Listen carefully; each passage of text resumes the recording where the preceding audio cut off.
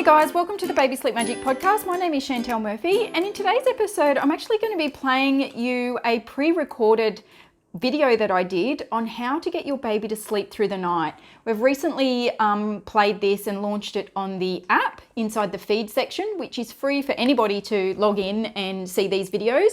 But I thought it would also be beneficial to put it into a podcast for the podcast listeners out there. So thanks again for listening. If you do find this information helpful, please feel free to share it with another mum or a friend and enjoy the podcast.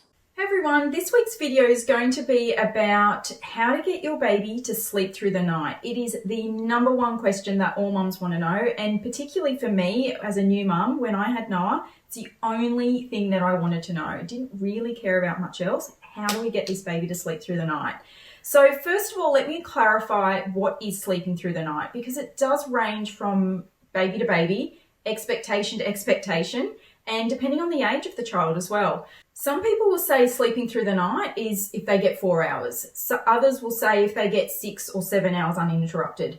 So it can definitely range depending on the age of your child and the expectations as well. So look, as a snapshot, newborn babies and babies, young babies in particular, especially up until the age of around 6 months, it's expected for them to wake frequently through the night for a feed.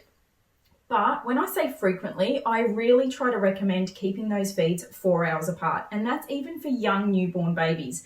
They should be capable, as long as their weight gain's on cue, they should be capable of sleeping at least 4 hours without a feed. So that's usually my aim now.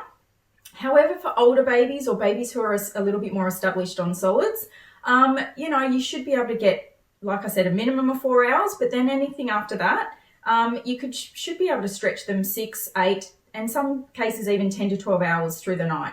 And that's where you would then classify as sleeping through the night. They might be waking up once for a feed, it might be at midnight and going straight back to sleep. So, that's still classified as a good night depending on the age of the child. Here's some tips on how you can try and achieve a full night's sleep. So my first tip is timings. Timing is key, and not so much for nighttime, but for daytime too. Making sure that your daytime naps are lined up appropriately with the age of your child. Sleep equals sleep. So that means the better they sleep through the day, they're going to sleep better at night, and vice versa. So timing and daytime naps is absolutely an essential piece of the puzzle to achieving a good night's sleep. And I do have info, tips, sleep guides, and more information inside the app on the appropriate sleeps, naps, wake windows, and guides for your child at the appropriate age. My next tip is calories. Absolute essential. Regardless if you've got a newborn baby or you've got a 1-year-old child, calories is absolutely key. Babies and toddlers control their own calories, so that means the more you can give them through the day, the less they're going to want and need overnight.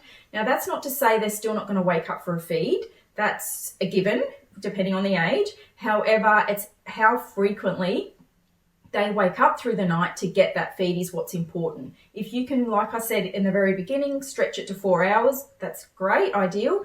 But even longer, obviously, is even better. And that comes down to daytime calories.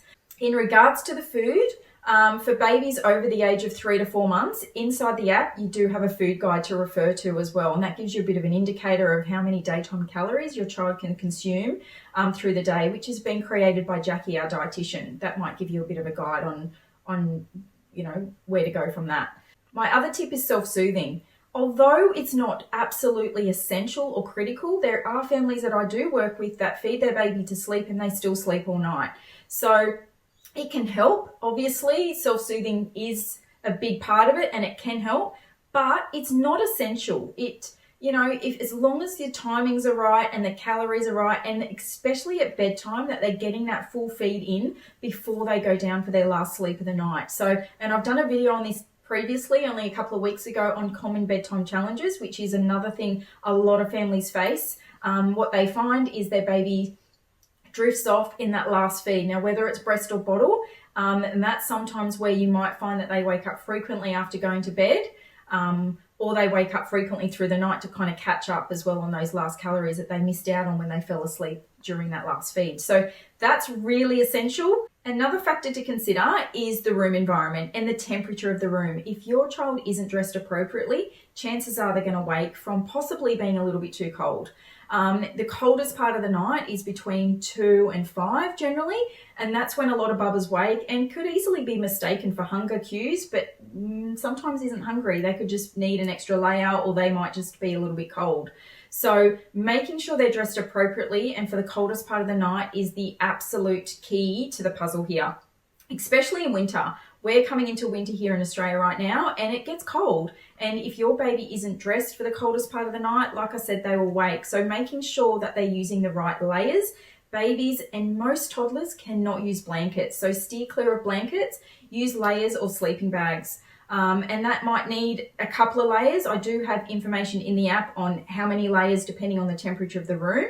But making sure your baby is warm enough is also going to increase your chances of getting a longer sleep through the night. So look, I hope these few tips help. It gives you a bit of an overview of, one, expectations of sleeping through the night, and two, gives you a few tips on some things that you might want to use moving forward. But also anything else that you might need to know about wake windows or sleep guides or food guides or, clothing guides is all in the app for you to check out. So thanks again for listening. I hope you enjoyed the audio from the pre-recorded video that we took. Thanks again, and I'll see you in the next podcast.